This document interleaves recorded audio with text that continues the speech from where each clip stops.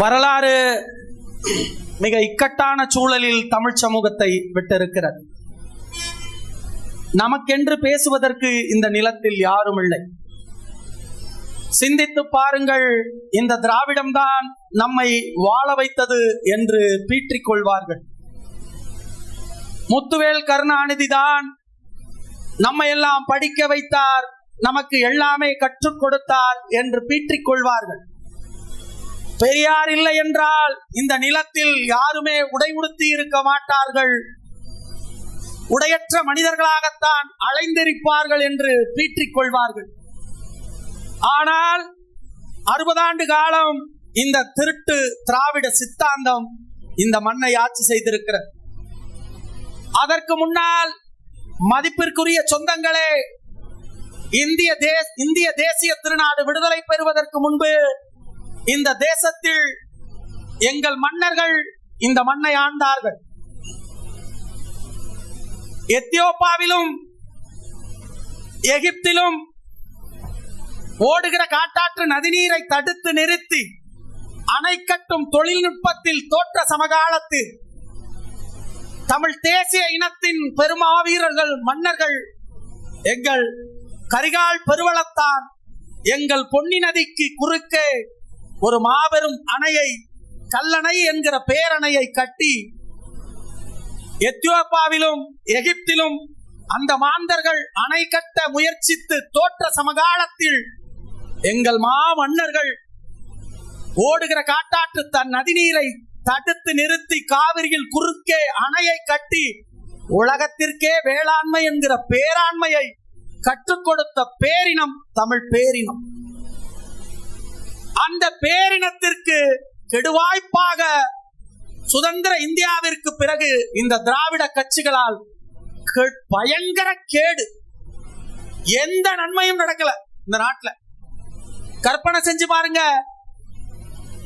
இவங்க தான் எல்லாம் பண்ணேன்பா, ஆனால் நம்மை அடிமைப்படுத்தி ஆண்ட, நம் தேசிய திருநாட்டை வெள்ளைக்காரனாக ஆண்ட கர்னல் எல்லிஸ் கூட நம்முடைய டெல்டா பகுதியினுடைய மக்களினுடைய தாகத்தை தீர்ப்பதற்காக மேட்டூர் அணையினுடைய நீர்ப்பாசன பரப்பை பெருக்குவதற்காக கல்லணை புதுக்கால்வாய் திட்டத்தை கொண்டு வந்து வறட்சி மாவட்டமாக இருக்கிற புதுக்கோட்டை மாவட்டத்திற்கு மேட்டுப்பகுதி பாசனத்திற்கு தண்ணீரை திருப்பினார்கள்.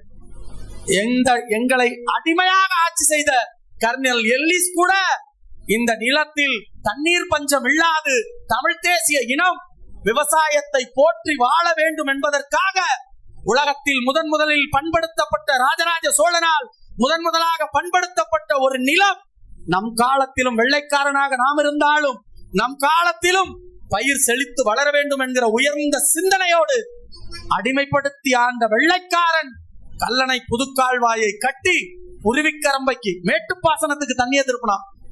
ஆனா இந்த திருட்டு திராவிட அயோக்கிய முள்ளமாரி கோபாலபுர கூட்டம், இந்த கருணாநிதி கூட்டம் தமிழ் தேசிய இனத்தின் மக்களுடைய சொத்துக்களை கொள்ளையடிப்பதை தவிர வேற எதையும் செய்யறதில்லை.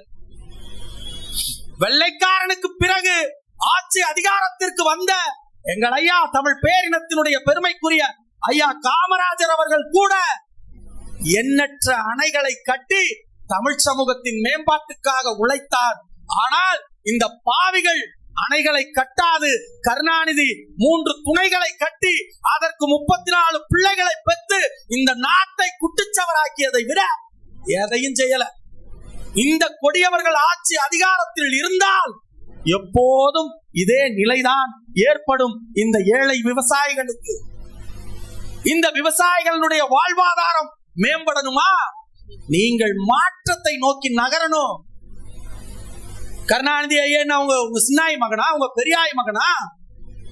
திருவாரூரில் பிறந்து விட்டாலே அவரெல்லாம் தமிழராகி விடுவாரா? தமிழ் தேசிய இனத்தின் மகனாகி விடுவாரா? அவர் தமிழ் தேசிய இனத்தின் மகனாக இருந்திருந்தால் 2009 ஈழத்திலே நம்முடைய சொந்தங்கள் குற்றுயிரும் கொலையுமாக இருந்த போது தன்னுடைய உருப்படாத மொம தத்தி இளவெடுத்தவன் அழகிரிக்காக சக்கர நாற்காலியில போய் சீட்டு கேட்டுக்கிட்டு நிற்பாரா? இவ்வளவு பெரிய கேடை செய்திருப்பாரா? தமிழ் சமூகத்தின் மகனாக, தமிழ் தேசிய இனத்தின் மகனாக ஐயா கருணாநிதி அவர் தன்னை நினைத்திருந்தால் இவ்வளவு பெரிய துரோகத்தை தமிழினத்திற்கு செய்திருப்பாரா? ஆனா நீங்க என்ன நினைச்சிட்டு இருக்கீங்க? ஆரூர் சோழனை போல அவரை நீங்கள் கருதுகிறீர்கள். ஆரூர் சோழனை போல அவர் ஆபத் பாண்டவன் என்று நீங்கள் கருதுகிறீர்கள். இது எந்த விதத்தில் அறம்? இது எந்த விதத்தில் அறம்? நம்மளை அடிமையாக்கி ஆள வந்த கர்னல் எல்லிஸ் நம் தேசிய இனத்தினுடைய பாசன பரப்பை பெருக்கினார். தமிழ் தேசிய இனத்திற்காக தண்ணீரை மேட்டு பாசனத்திற்கு திருப்பினார்.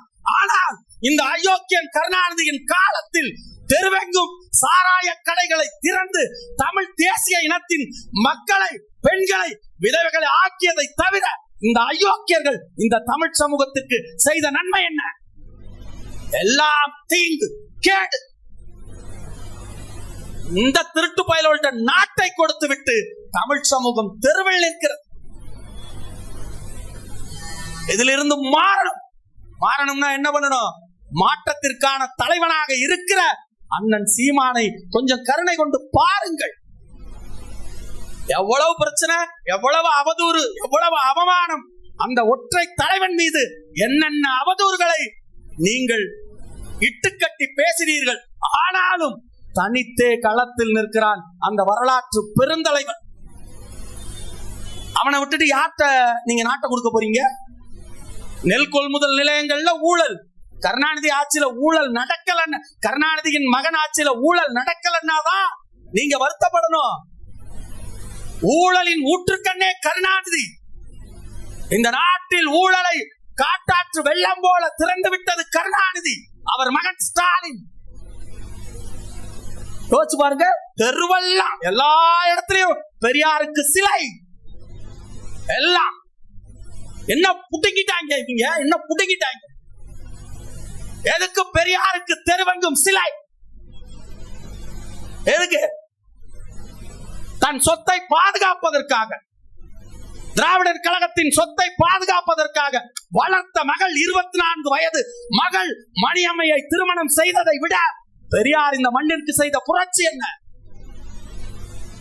ஆனா இவன் சொல்லுவான் எல்லாம் பெரியாராலதான். அதையெல்லாம் மாற்றணும். இது தமிழ் தேசிய நிலம். இந்த தமிழ் தேசிய நிலத்திலே தமிழ் தேசிய இனத்தின் முன்னோர்கள் போற்றப்படணும்.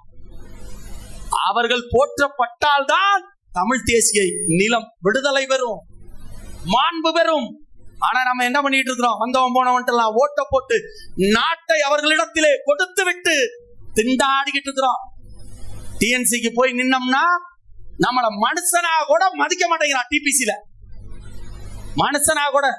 ஏழை விவசாயிகள் நாங்கள் உலகத்திற்கே உணவை கொடுக்க வேண்டும் என்கிற உயரிய லட்சிய கனவோடு தான் பட்டினி கிடந்தாலும், தன்னுடைய வயது ஒட்டி இருந்தாலும் உலகத்திற்கு உணவை கொடுக்க வேண்டும் என்கிற உயரிய லட்சிய கனவோடு தஞ்சை காவிரி டெல்டா பகுதியினுடைய மக்கள் நாங்கள் வெம்பாடுபட்டு வட்டிக்கு காசு வாங்கி, குழுல காசு வாங்கி இந்த நிலத்திலே எப்படியாச்சும் பயிரை உயிரை போல வளர்த்து எதையாச்சும் நம்மளும் கால்வயிறு வளர்ந்துக்கணும், இந்த சமூகத்திற்கு உணவளிக்கணுங்கிற உயரிய நோக்கத்தோட நாங்க வந்துட்டு பயிர் பண்ணோம்னா இவன் நாசம் பண்றான்.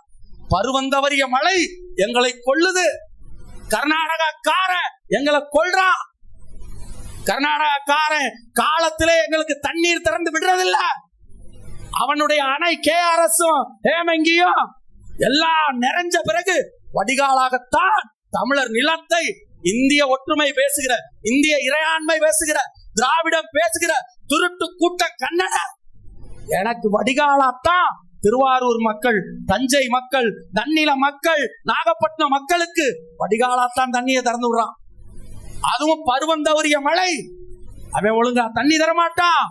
இவ்வளவு இடையூறுகளையும் தாண்டி நாங்கள் விவசாயம் செய்து வெம்பாடுபட்டு உலகத்திற்கு உணவளிக்க எங்கள் நெல்மணிகளை சேகரித்து டிபிசிக்கு கொண்டு வந்தா கொள்ளை அடிக்கிறான் இந்த திராவிட திருட்டு கூட்டம், அயோக்கிய கூட்டம், ஸ்டாலினின் வாரிசுகள். ஏன் இதை செய்யறான்? எதற்காக செய்யறான்? எதுக்கு விவசாயிகளுடைய வாழ்க்கையை வஞ்சிக்கிறான்? இதில் சர்வதேச சிக்கல் இருக்கு. சர்வதேச சிக்கல். தி கிரேட்டஸ்ட் எனர்ஜி கார்பரேஷன் என்கிற தனியார் பன்னாட்டு நிறுவனத்திற்கு கூறு போட்டு உன் நிலத்தை கருணாநிதியின் மகன் விட்டு இருக்கா, தற்காலிகமா அதை தள்ளி வச்சிருக்காங்க. தற்காலிகமா இந்த சீமான்னு ஒரு மனிதர் இருக்கிறாரு, அவர் பயிருக்கு உயிர் இருக்குன்னு பேசுறாரு, மக்களை புரட்சி செய்ய அழைக்கிறாரு. சீமான் என்கிற மகத்தான தலைவன் இருக்கும் வரை அவன் தம்பிகளும் அவன் படையும் அவன் தங்கைகளும் களத்தில் இருக்கும் வரை ஒரு போதும் இந்த மண்ணுக்கு கீழே இருக்கிற இயற்கை வளங்களை நாம் திருட முடியாது. அதனால தற்காலிகமா அப்படி நாங்க ONGCக்கு எதிராக, அந்த கிரேட் ஈஸ்டர்ன் எனர்ஜி கார்பரேஷனுக்கு எதிராக நாங்க இருக்கிறோம்னு காட்டிக்கிறாங்க. அவர்களின் நீண்டகால நோக்கம், திட்டம் நம் மண்ணுக்கு கீழே இருக்கிற இயற்கை வளங்களை கொள்ளையடிக்கணும். நம் முன்னோர்கள், நம் பாட்டனும் பூட்டனும் செத்து இந்த மண்ணுக்கு கீழே படிமங்களாக இருக்கிற அந்த இயற்கை எரிவளியை, அந்த நிலக்கரியை திருடணும். திருடணும்னா என்ன பண்ணணும்? உன்னை விவசாயியை இயற்கையிலேயே உன்னை கொல்லணும். நீ விவசாயம் செய்யாம இருந்து செஞ்சீங்கன்னா புரட்சி வந்துடும், பிரச்சனை பண்ணிடுவான். திருவாரூர் விவசாயி களத்திற்கு வருவான், போராடுவாங்கிறதுனால உன்னை இயற்கை மரணத்திற்கு சொந்தமாகவே விவசாயத்தை விட்டு இந்த மக்கள் வெளியேறுகிற வேலையை இந்த திராவிட திருட்டு கூட்டமும் இந்த சர்வதேச சமூகமும் செய்யுது. அதத்தான் செய்யறாங்க. இங்க நீ தொடர்ந்து விவசாயம் செஞ்சீங்கன்னா இவனால என்ன பண்ண முடியும்? இந்த பூமிக்குள்ள இருக்கிற இயற்கை வளங்களை திருட முடியாது. எதுக்கு உன்னுடைய நெல்மணியை இந்த இடத்துல, இந்த நெல்மணிகளை 40 ரூபாய் லஞ்சம் கொடுத்தாலும் 70 மூட்டை சிப்பத்தை, 48 கிலோ சிப்பத்தை இவன் வாங்கி வைப்பதற்கு ஒரு கிடங்கு கட்டாமல் சுடுகாட்டுல கொண்டு போய் அடுக்கி வைக்கிறானே, அதுக்கு காரணம் என்ன? உனக்கு குளிர்சாதன கிடங்குகளை கட்டி கொடுத்து விவசாயத்தை மேம்படுத்துகிற வசதியை இந்த திராவிட திருடர்கள் செய்து கொடுத்து விட்டால் திருவாரூர் மக்கள் விவசாயத்தை விட்டு வெளியேற மாட்டார்கள் என்பதால் தான் இந்த அயோக்கியன் தான் பன்னாட்டு நிறுவனங்களிடத்திலே வாங்கி இருக்கிற கமிஷனுக்கு பங்கம் வந்துவிடும். விவசாயிகளை இயற்கை மரணத்திற்கு விட வேண்டும் என்றால் ஆற்றில் இருக்கிற மண்ணை அள்ள வேண்டும், உங்களை கொல்ல வேண்டும். நீர் வரக்கூடாது.